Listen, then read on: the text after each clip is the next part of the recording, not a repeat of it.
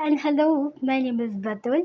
आज के वीडियो में हम जानेंगे कि इम्पॉर्टेंट टॉपिक है और शायद तक बहुत ही कम वीडियोस अवेलेबल है यूट्यूब पे जो आपको ये टॉपिक डिटेल में बताए।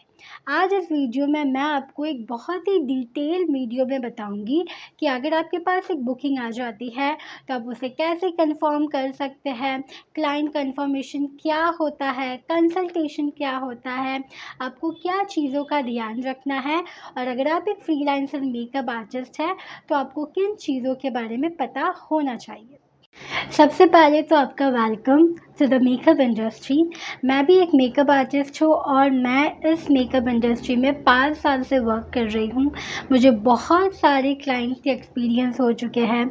कुछ एक्सपीरियंस बहुत बुरे थे, कुछ एक्सपीरियंस बहुत ही अच्छे स्टेप मैंने फॉलो किया है। उन स्टेप के बाद मेरी life as a makeup artist बहुत हद तक बहुत ही इम्प्रूव हो। सबसे ईजी और सबसे अमेजिंग तरीका ये है कि आप एक फॉर्म क्रिएट कर लें।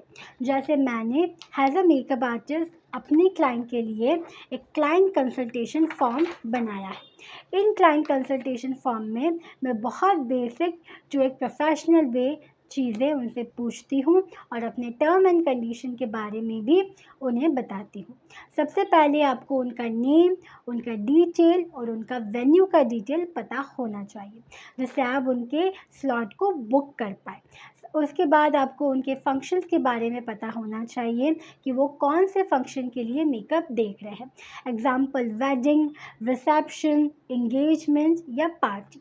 इन चीज़ों को आप नोट कर लेंगे तो ये एक बेसिक क्लाइंट कंसल्टेशन डिटेल बन जाएगी। बट मैं आपको प्रोफेशनल वे में अब कौन सा क्लाइंट कंसल्टेशन डिटेल फिल करवाना है ये भी बताऊंगी। में आप जानेंगे कि वो कौन सी सर्विस ले रहे हैं आपके मेकअप के सर्विस के पहले। ऐसे बहुत सारी स्किन सर्विसेज होती है जो क्लाइंट रॉन्ग डे पे ले लेता है और आपके मेकअप में प्रॉब्लम हो सकती है।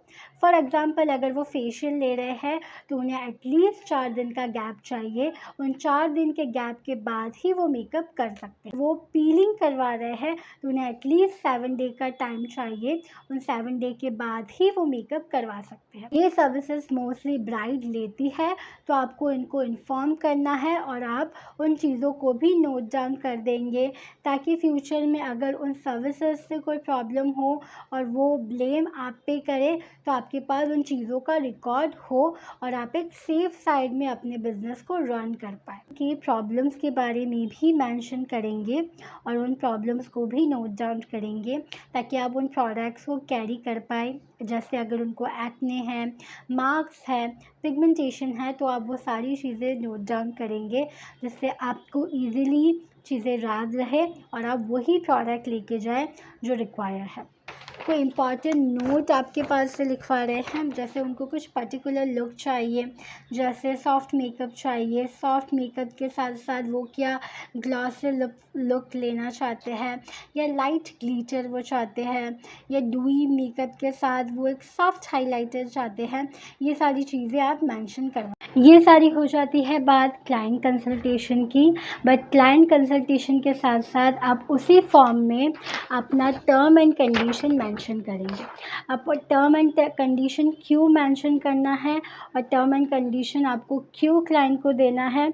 जब भी एक सर्विस एक क्लाइंट लेता है या आप एक सर्विस उनको देते हैं तो उन सर्विस के बीच में कोई पर्सनल एंड प्रोफेशनल बाउंड्रीज़ होती है। उन पर्सनल एंड प्रोफेशनल बाउंड्रीज़ को बताने के लिए और चीज़ों को एक प्रोफेशनल वे देने के लिए आपके पास एक टर्म एंड कंडीशन होना चाहिए। अब मैं आपको बताती हूँ कि मेरा टर्म एंड कंडीशन क्या है और आप उन टर्म एंड कंडीशन को अपने क्लाइंट कंसल्टेशन फॉर्म में भी ऐड कर सकते हैं। इनको कोई भी सर्विस दे रही हूँ तो उन सर्विस को बुक करने के लिए मैं उनके पास से 30% एडवांस लेती हूँ। अब आप बोलेंगे बुकिंग एडवांस क्यों लेना चाहिए क्लाइंट से। बुकिंग एडवांस आप इसीलिए लेते हैं क्योंकि हम उनकी डेट को बुक करते हैं।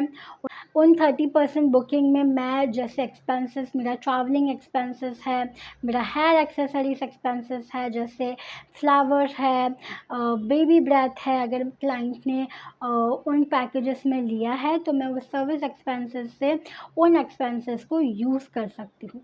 मेरे हेयर स्टाइलिस्ट को पेमेंट है या एडवांस है, ये सारी चीज़ें मैं उन सर्विस एक्सपेंसेस से पेमेंट कर सकती हूँ। अब आप बोलेंगे कैलकुलेट कैसे करना है मैम बुकिंग एडवांस? तो फॉर एग्ज़ाम्पल मैं आपको कैलकुलेटर में दिखाती हूँ। फॉर एग्ज़ाम्पल अगर आपके क्लाइंट्स ने 10,000 का बुकिंग आपके पास से लिया है तो आप उसे मल्टीप्लाई इंटू 30% करेंगे तो आपके पास 3,000 का अमाउंट आ जाएगा।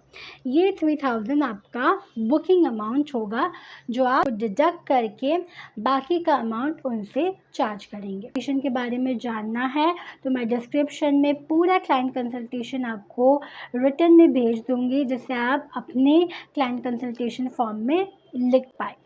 अब मैंने कौन सी चीज़ें कैरी की है इन फॉर्म के अलावा as a freelancer makeup artist, मैं आपको बताती हूँ।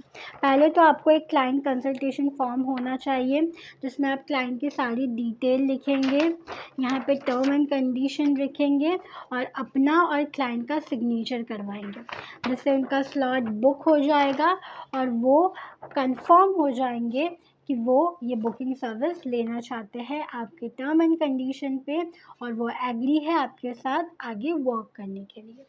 अब बारी आती है इसके अलावा आपको कौन सी चार्ज होना ज़रूरी है। विजिटिंग कार्ड एक ऐसी चीज़ है जो आप अपने क्लाइंट के सामने प्रेजेंट कर पाते हैं कि आप एक प्रोफेशनल हैं। मैंने अपना खुद का विजिटिंग कार्ड डिज़ाइन किया था।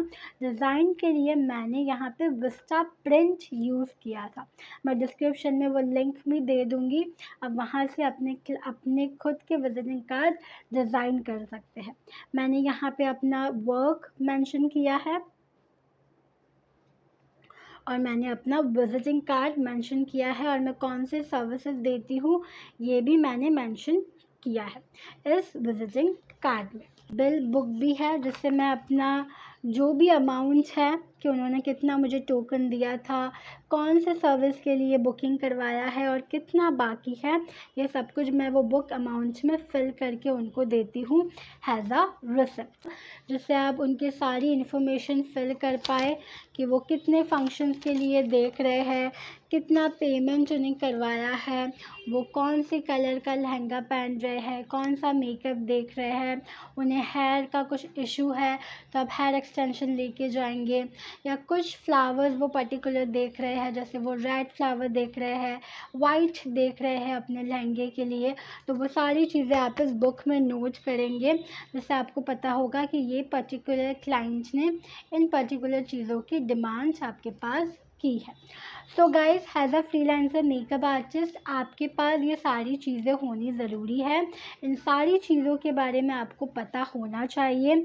याद रखिएगा कि आप फ्रीलांसर मेकअप आर्टिस्ट है, आपका कोई भी एड्रेस या डिटेल नहीं है और क्लाइंट वेन्यू आपको डिटेल दिया है, तो जब भी आप अपना मेकअप कंप्लीट कर लेते हैं आप उनके पास से पेमेंट तभी ले लेंगे, क्योंकि आपके पास कोई भी रिकॉर्ड नहीं देते हैं या आपको पेमेंट नहीं देते हैं तो आपके पास कोई भी रिकॉर्ड नहीं है कि आप उनके साथ कुछ लीगल ले सके एक्शन। इसीलिए हमेशा जब आप सर्विस दे देते हैं पेमेंट उसी दिन ले ले जिस दिन आपने उनका मेकअप किया है, जिससे आपको कोई भी आगे प्रॉब्लम ना हो।